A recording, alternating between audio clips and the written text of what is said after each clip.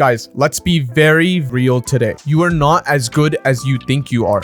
And I think that deep down, you know this. This is most likely you. You're someone who thinks they're above average. You're probably one of those players who consistently gets eliminated in the first minutes of the game. You can't even manage to get out of your drop. And yet you still think you're very, very good purely because you can beat your other mediocre friends in creative. You'd be very surprised how often I actually see this demeanor. You need to actually not have that level of overconfidence or complacency when you're trying to get better and when you're trying to review what you're doing wrong. It's a ridiculously significant detriment to your improvement. It's one of the biggest problems in the game because people are super complacent. I don't want to shatter your confidence and get to the point where you have no confidence, you can't even perform, but it's important. I genuinely feel like most people have an ego that they do not deserve. More importantly, we'll show you how to actually improve your skills so your confidence level matches your skill level and you can finally stop just thinking that you're good and you can actually become good.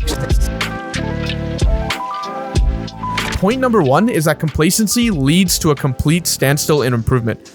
I don't know if this is obvious, guys, but because most people feel like they lack confidence, they love to feel amazing after improvements happen.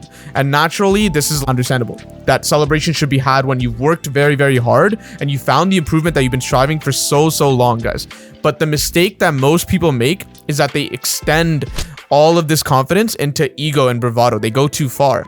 They may not actually realize how dangerous this actually is.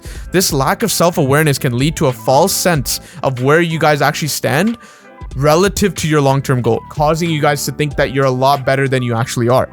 And since they perceive themselves to be a lot better than they actually are, they think they're a lot closer to their long-term goal than they actually are. Maybe your goal is to become a pro, right? But because you have this crazy confidence, you start to become a little softer. You don't practice as much. You feel really, really good about yourself to the point where you're like, oh, I'm really close. It's okay. Next season, I got this, right? It's important that although you build your confidence, that your inputs and your practice level, they do not decrease. Understand that this whole complacency issue is a philosophical problem. It's something to keep in mind the whole time. To fix this, guys, you need to stop being as extreme or hard on yourself whenever you win or lose.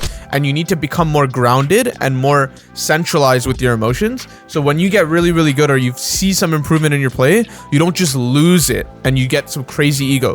And when you lose, I really don't think you need to beat yourself up. This is something I've said before in a video and it's really, really important. I think this is one of the most important mental frameworks that you can adopt to really become a good player. This is really, really important, guys. Be more grounded with your emotions and you can regulate your practice and become incredibly consistent in your improvement, where it's not just some random, spike of improvement into just like stagnating completely because of your ego.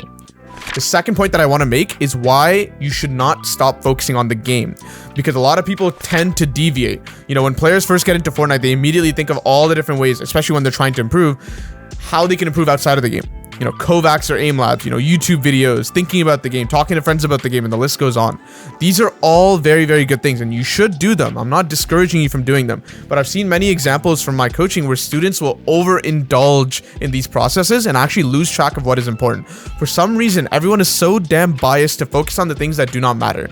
It's almost a procrastination technique to some degree, where 70 to 80% of the players will just completely lose track of the game and just focus on like Kovacs or aim training. And it's like, aim training is good. You should do 45 minutes a day, but it's not something to just spend or get addicted to, because then you'll lose track of what is truly important. Because at the end of the day, guys, you need to realize this truth. Playing the game cannot be skipped. Of course, there are mistakes or gaps in which we can consciously identify, and they can be identified in VOD review. But a huge part of improvement that a lot of people forget is that there are so many tiny details in the game that we cannot even consciously appreciate.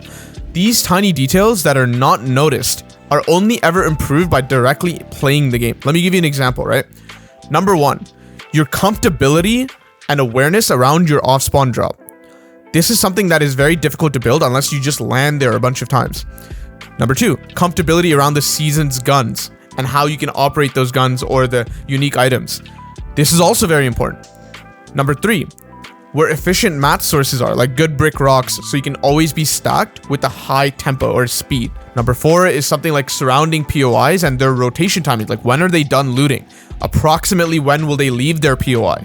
This list goes on forever, guys. There's a bunch of tiny details that we do not appreciate, that although individually they're not that high impact, all of them together are really, really important. That's why people who play a lot of scrims end up doing really, really well in FNCS. Now, let's not lose track. I'm not saying to not VOD review, but I am saying to not overindulge in them, because focusing on the game, guys, like a lot of subconscious comfort comes from this.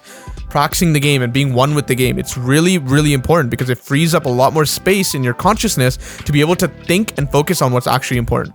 In order to truly internalize all the subconscious small details, the only answer is playing the game with volume.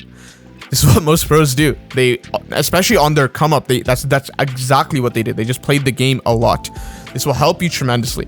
Be able to play the game and try to get into that mental flow state where you're focused and you're trying super, super hard to perform. The third point that I want to make as to why people have an ego or complacency is that practicing the wrong way leads to overconfidence, because it's not giving you a direct benefit, but you think you're getting better because of the fact that you're putting a lot of time in. A huge amount of players in Fortnite feel like they practice well, guys. I'm here to tell you that it's just a feeling, and actually the better way to gauge whether you're actually improving is the end result, like the fact that you're actually getting better. Let's just actually think about this for a second. When you free build, let's think about what happens. Do you end up doing the moves that you're most comfortable with? Of course you do, because our brains are wired to lean towards what we already know. On top of this, we also tend to practice and rep the moves repeatedly without thinking. As humans, we have an intrinsic bias to reduce our thinking because it takes energy from us. But when we practice, we need to ensure that this is not happening. We cannot go into autopilot, guys. It's the ultimate enemy of rapid improvement. And a lot of people don't know this, and they just spend a lot of time playing the game, but they go into autopilot all the time. This is why distributed practice, as a term, as a concept, is the king in any form of motor training. Now, what is distributed practice? Here's a clip showing you exactly what I mean. You know the pitching machines, they kind of just like, yeah, you can set them to shoot at like the same speed or whatever, right? If someone's pitching at you the same ball over and over, the same speed, everything is exactly the same, what's going to happen with the way that you're practicing that, right? You're gonna go ahead, because they're gonna start anticipating the shots. Well, you're not gonna be reading the there's like some aspects there that you're not. Yeah, right, exactly. So if you get thrown the same fastball over and over and over again, you just start learning like the sequence and the timing, and your brain shuts off. It just goes into like an autopilot. If you practice the wrong way, you may be led to believe that reps equals improvement. Now, this is somewhat true. This is partially true, because yes, volume does matter, but this is overblown because people need to understand that the way you practice matters way more than how much you practice. Now, I know I said previously, like, oh, practice the game a lot, but if you combine these two tips, like practice the game a lot, but then at the same time trying to be avoiding autopilot at all times, you're going to find a really, really, really, really good time with your improvement.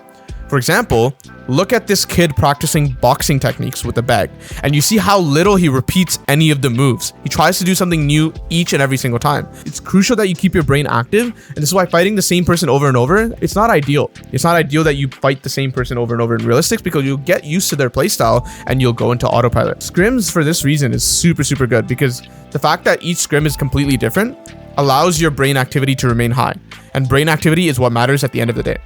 With all that being said, it then becomes really obvious that this leads to a lot of players thinking that they're much better at Fortnite than they actually are, because they just practice without thinking. And honestly, guys, I'm not really that surprised. I fell into this sort of trap all the time when I was trying to get better. And honestly, guys, this may be the most important point of the video completely. It's just avoid this trap. Do not go into autopilot. Try your absolute best to be focused. And guys, listen, if you feel yourself getting tired to the point where autopilot is inevitable, then just take a small break, take a 20 to 30 minute break, come back when you're actually focused and try to practice again.